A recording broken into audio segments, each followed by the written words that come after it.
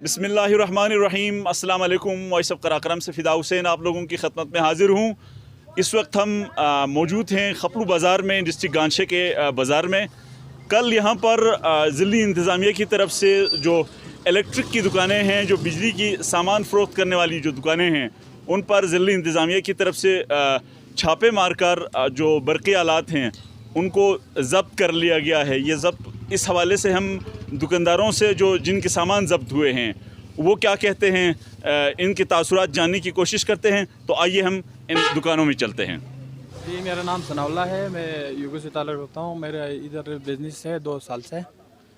अभी कल बगैर इतला के अचानक आया, छापा मारा, सब कुछ गीज़र रॉड था, हीटर था, सब कुछ ले गया है। जितना भी दुकानदार था ना, 5-6 जितना भी दुकानदार था सबसे उठाया सामान। तो आप लोगों ने उस टाइम पर कोई रजिस्ट की, कोई मुज़ाहमत की कि नहीं सामान? मुज़ाहमत की मैंने तो गिनती करके दिया है, बाकी जो बंदों ने बस डर के ऐसे ही दे दिए हैं। अच्छा। जी जी जी। तो आपने गिनती करके क्यों दिया? नहीं, गिनती करके मैं अभी अदालत में जाना है ना, अभी केस लड़ना है उनके खिलाफ, इसलिए मैंने गिनती करके दिया है। अच्छा, तो आपके पास सबूत है कि इस चीज़ की जो गिनती किया है? जी जी जी, अली अहमद तहसीलदार है, वो खुद गिनती करके ले गया है और बाकी 2 बंदे भी गवाह हैं। अच्छा, जी ठीक जी। ठीक। तो अदालत में पिटीशन दायर करेंगे, या आज सुना है आप लोगों की मुलाकात भी है? जी जी, अभी 10 बजे मीटिंग है, अगर मीटिंग कामयाब नहीं हुआ तो हम अदालत में जाएंगे। मेरा नाम मुश्ताक अहमद है और मैं रिजवान इलेक्ट्रिक के हार्डवेयर से बात कर रहा हूँ। और जो हमारा गीज़र राट ले गया है एक्सन बग़ैर नोटिस के हमारे दुकानों पर छापा लगाया है। तकरीबन मेरे दुकान से ही 35 राट उसने ले गया है, ना कोई रसीद दी है और ना ही कोई लिख कर दिया है हमारा कितना राट ले गया है। अब वो 35 राट का इस वक्त हमारा 95,000 बनते हैं। ठीक हो गया। जो दूसरी बात, हम गरीब लोग हैं, हम इधर अपना रोज़ी रोटी कमाते हैं। बैंक से लोन लेकर हमने राड लिए थे, 95,000 रुपये का राड ले गया है। अब पता नहीं कब वो लोग देंगे कि नहीं देंगे, इसका भी है। और जो इलेक्ट्रिसिटी का मसला है, बिल के हवाले से मैं आपको बताता चलूँ तो हमारा बिजली के बगैर हमारा काम नहीं चलता है। ठीक हो गया जी। पहली बात लाइन के हवाले से है, 3 फेस लाइन, इलेक्ट्रिक दुकान में 3 फेस लाइन होना ज़रूरी है। अब एक लाइन को साहब पूरे दिन डिम देते हैं, 60 का बिजली देते हैं, 60 वाट में हमारे एक बल्ब नहीं जलते। ठीक हो गया जी। फिर हम पुरज़ोर मज़म्मत करते हैं, जो लाइन बिल लाइन का जो है फ़ीस लगा रहे, हम पुरज़ोर एहतजाज करते हैं।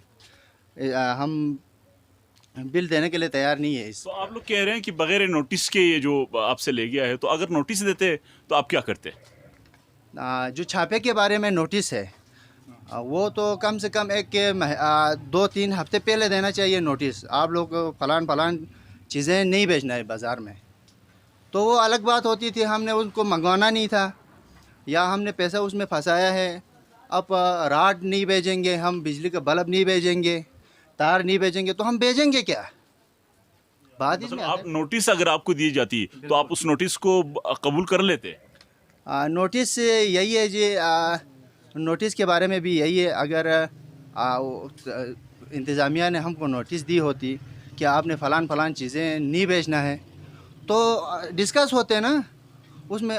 चलो हमने राड नहीं बेचता, हीटर नहीं बेचता, तो वो हमें नौकरी दे दे, हम नहीं बेचेंगे, हम कारोबार बंद करना पड़ेगा। हमका इलेक्ट्रिसिटी का कारोबार है, हमको बंद करना पड़ेगा।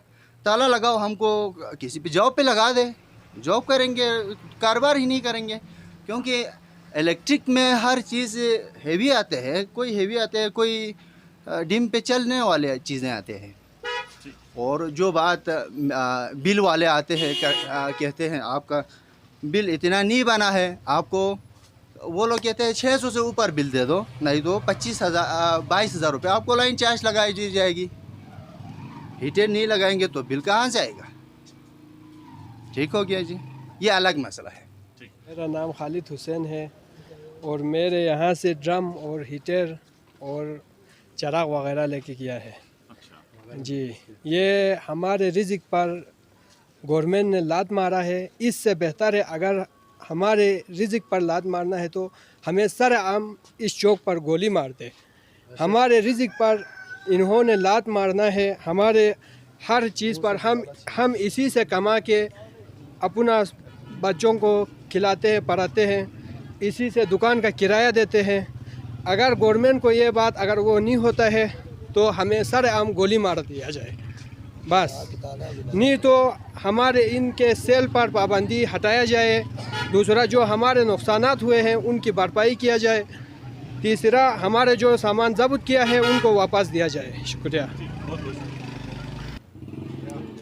जी नाजरीन, आपने जो दुकानदारों की गुफ्तगू सुनी, इनके मुताबिक ये तो बहुत ही सीखपा हैं जो ज़िली इंतज़ामिया के इस डिसीजन के हवाले से, इस फ़ैसले के हवाले से, जिसमें उस फैसले की रूह से उनके अशिया जो इलेक्ट्रिक जो चीज़ें हैं उनको ज़ब्त कर लिया गया था।